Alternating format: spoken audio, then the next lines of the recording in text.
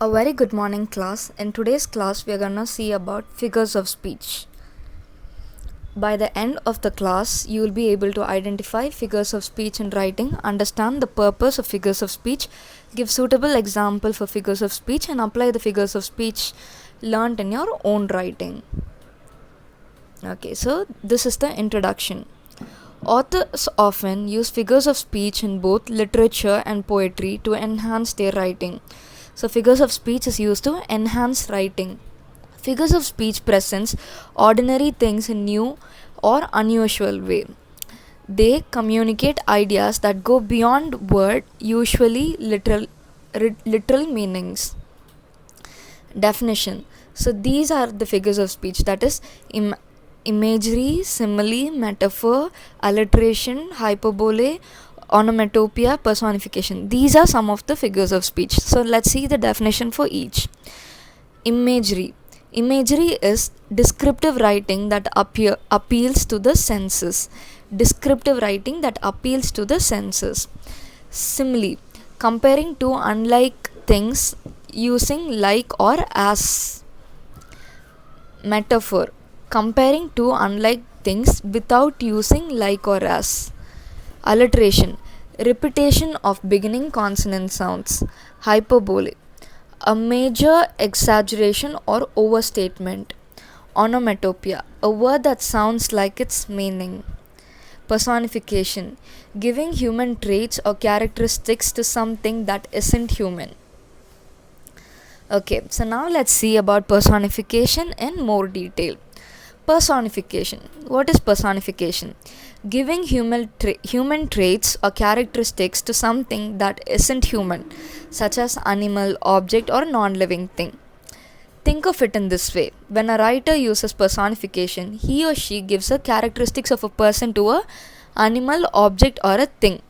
That is human traits. So we have some traits for us, right, that cannot be replicated by any of the animals or objects or non-living things. So giving such unique human traits to something that doesn't have, like comparing it basically. I'll give you an example. The willow tree shook her long hair. So tree doesn't have a hair, right? So here willow tree shook its long hair. So basically the example is referring to the way that the willow tree's long branches sway in the wind. By saying shook her long hair, the tree is giving characteristics of a human. So human have hair, so the tree doesn't have hair. A willow tree, more like a banyan tree, so it has this long branches. So shaking of the long branches, how is the writer telling it to be? The willow tree shook her long hair. Personification. So more examples. The car danced across the icy road. A car can't dance, right? But like icy rocky road, when it bounces and all, it is like dancing. So here car danced like across the icy road.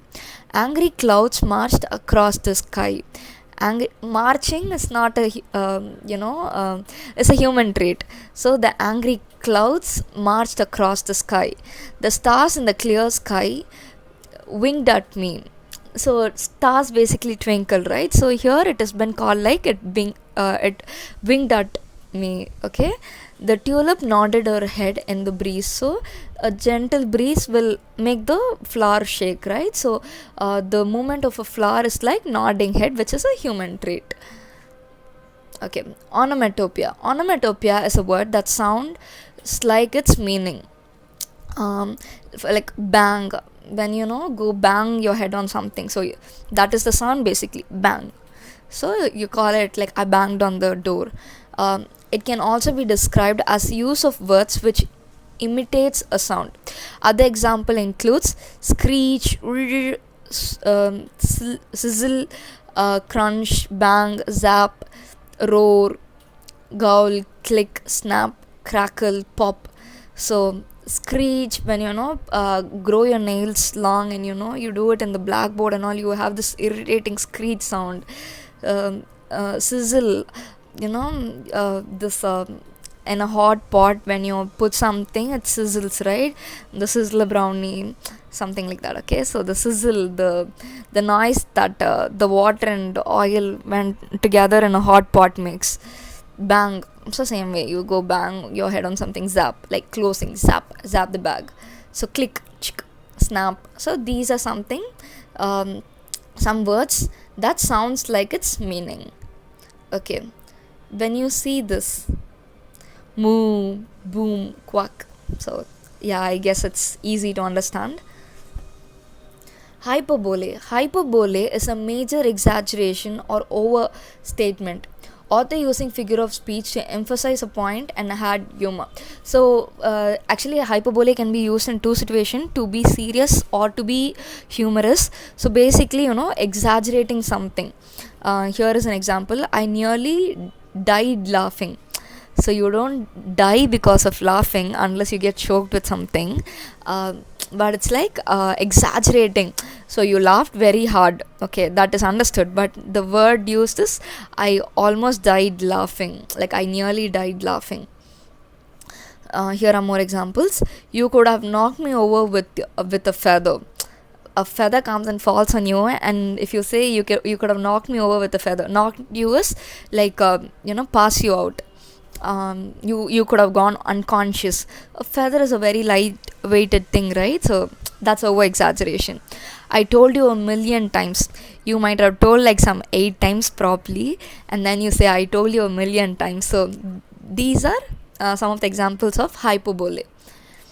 Another example: the wolf was 100 feet tall. So like when you're scared of something, when wanna like bring out the seriousness in it, you kinda use hyperbole in the sentence. Thinking about the following examples of hyperbole, you will later select the best definition for this figure of speech. My backpack weighs a ton. So hyperbole again. Okay, so class, I hope you are able to identify the figures of speech, understand the purpose of using figures of speech, and I think now you will be able to give your own examples as well, and you will also apply figures of speech in your writing to enhance your writing like the other poets and authors do. Thank you, class. We'll meet you in the next class.